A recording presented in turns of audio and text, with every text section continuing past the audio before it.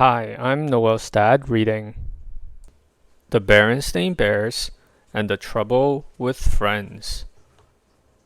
When making friends, the cub who's wise is the cub who learns to compromise. Sister and brother bear, who lived with their mama and papa in the big tree house down a sunny dirt road deep in bear country, were not only sister and brother, they were playmates and they got along pretty well most of the time, but brother was quite a lot older than sister, almost 2 years, and sometimes he wasn't much interested in the games she wanted to play, especially when sister got a little bossy, which she sometimes did. Now, she said one day as she came out of the tree house with a big armload of dolls and stuffed animals, "We're going to play tea party. You sit there and be the papa, and I'll sit here and be the mama." "Aw, gee, sis," said brother. "I'm too old to play tea party. Why, if Cousin Freddie or any of the guys saw me, I'd never hear the end of it. Why don't you find somebody your own age to play tea party with? Besides, I have a date to go skateboarding with Freddie." And off he zoomed, leaving sister all by her lonesome. "All right for you," she shouted. "Oh dear," said Mama, who was watching from the treehouse window. "There goes brother off to play with Freddie again. I do wish sister had somebody her own age to play with." "What about her school friends?" asked Papa, joining her at the window. "They all live too far away," sighed Mama, as she watched lonesome sister pick up her trusty jump rope and start jumping with a friendly frog. Soon, a butterfly joined in.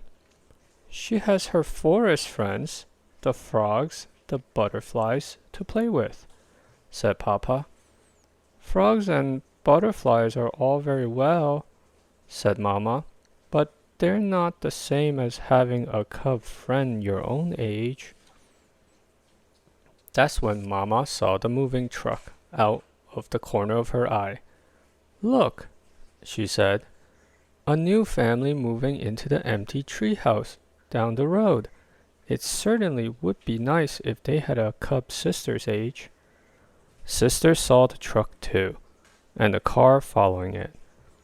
"Somebody moving into the empty treehouse," she said. "I wonder if they have any cubs." And off she skipped down the road to investigate. The truck stopped at the empty house, and the moving bears began to unload it. The car pulled in behind the truck, and the new family got out. There was a mama, a papa, and a little girl cub just like sister's age. Sister could hardly believe her good luck. Just what she needed, a little girl cub to jump rope, play tea party, and house and school, and have all kinds of cub fun with. She could hardly wait to say hello. She skipped over and introduced herself. "Hi, I'm Sister Bear. I'm 6 years old, and I live just down the road." "Hi," said the new bear. "I'm Lizzie Bruin, and this is my papa and mama, Mr. and Mrs. Bruin. I'm 6 years old too. May I try your jump rope? I can do red hot pepper." And could she ever? Lizzie Bruin was the fastest rope jumper sister had ever seen. "I can jump to 1,000, said sister. "I can do 1,001, said Lizzie, returning the rope. 1,002, snapped sister. 1,003, said Lizzie. "Well, we'll just see about that. Let's have a jump off here and now," said sister. "Let's not and say we did," said Lizzie. "Say, isn't that a playground over there? Last one there is a rotten egg." and off she ran with Sis doing her best to catch up. "Well," said Mama, who had been watching from the window, "the new cub certainly is a lively little thing. She may be just what Sister needs." Sister and Lizzie had quite an afternoon. They climbed to the top of the jungle gym, rode the seesaw, and pushed each other on the swings.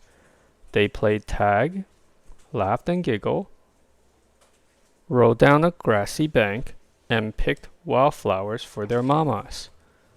"Why, thank you, Sister, how lovely," said Mama, putting her wildflowers in water. "Well, what's your new friend like?" "Her name is Lizzie. She's 6 years old. She's an only cub, and," Sister said, "she's a little bossy." "Oh," said Mama. "Well, you certainly seem to be having fun." "Oh, yes," said Sister. "I had a lot of fun. A little bossy and a little braggy." The next morning, bright and early, the phone rang. It was Sister's new friend Lizzie. "Want to come over and play school?" asked Lizzie. "Okay," said Sister.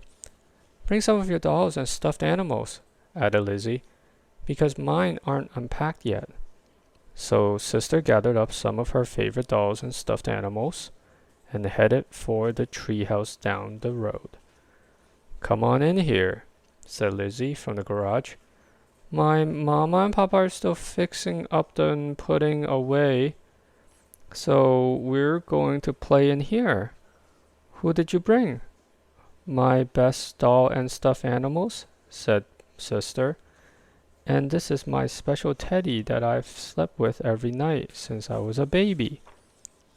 Lizzie had set up the garage like a schoolroom. There were boxes for the pupils to sit on, and there was another box for the teacher's desk. There was even a blackboard and chalk for lessons. "This is going to be fun," thought Sister Bear as she began sitting her toys on boxes. That's when she heard the tapping sound. It was Lizzie tapping on the desk. She had a pretend pointer in one hand and a piece of chalk in the other. "Please be seated, Sister. It's time for your lessons. Today I'm going to teach you the alphabet. The first letter of the alphabet is—" "Now, just a minute," protested Sister.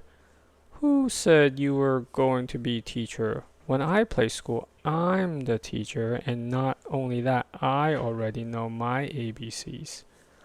"Sister Bear, if you don't sit down this minute, I'm going to keep you after school," said Lizzie. "Is that so?"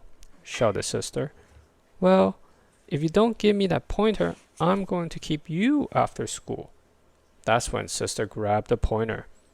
Soon they were rolling around on the floor wrestling for the pointer, which broke in two. "Now look what you did," shouted Lizzie. "You broke my best pointer." "I'm not going to play with you ever again," shouted Sister, gathering up her toys. "I'm going to take my toys and go home." "Sister's mad and I'm glad," shouted Lizzie as Sister marched out of the garage. "Lizzie, Lizzie in a tizzy," Sister shouted back. "Back so soon?" asked Mama when Sister returned looking like a storm cloud. "I'm never going to play with that Lizzie Bruin again," shouted Sister. "She's much too braggy and bossy. I don't need her to play school or anything else. It's much better playing by yourself. When you play by yourself, you can do what you want when you want without having to worry about that Lizzie Bruin." "That's true," said Mama in a quiet voice. "Of course, there are some things you really can't do very well by yourself." "Like what?" asked Sister. "You'd have a pretty hard time pushing yourself on a swing," said Mama. "And I'd like to see you ride a seesaw by yourself. Most games like hopscotch and jacks take at least two to play, and it certainly is nice to have someone to laugh and giggle with." "Maybe so," said Sister, "but Lizzie is much too braggy and bossy." Why does she have to be the teacher when we play school? It seems to me, said Mama, taking Sister on her lap, that Lizzie isn't the only cub that's braggy and bossy sometimes. And of course, there is one thing you can do much better by yourself. What's that, Mama? Be lonesome, said Mama quietly, and that's when somebody knocked on the door. It was Lizzie, and she was carrying Sister's teddy. When Sister took all of her dolls and went home, she forgot her teddy, she said. And, well, I knew it was her special favorite that she kept with since she was a baby, and I thought she might miss it. Why, thank you, Lizzie, said Mama. That was very thoughtful of you. Thank you very much, said Sister, hugging her teddy. And you can be teacher if you want to, said Lizzie. Or, said Sister, we can take turns being teacher. Terrific, said Lizzie. Great, said Sister, gathering up her doll and stuffed animals again. Last one back to your garage is a rotten egg. And off she scooted, laughing and giggling with Lizzie scampering after her.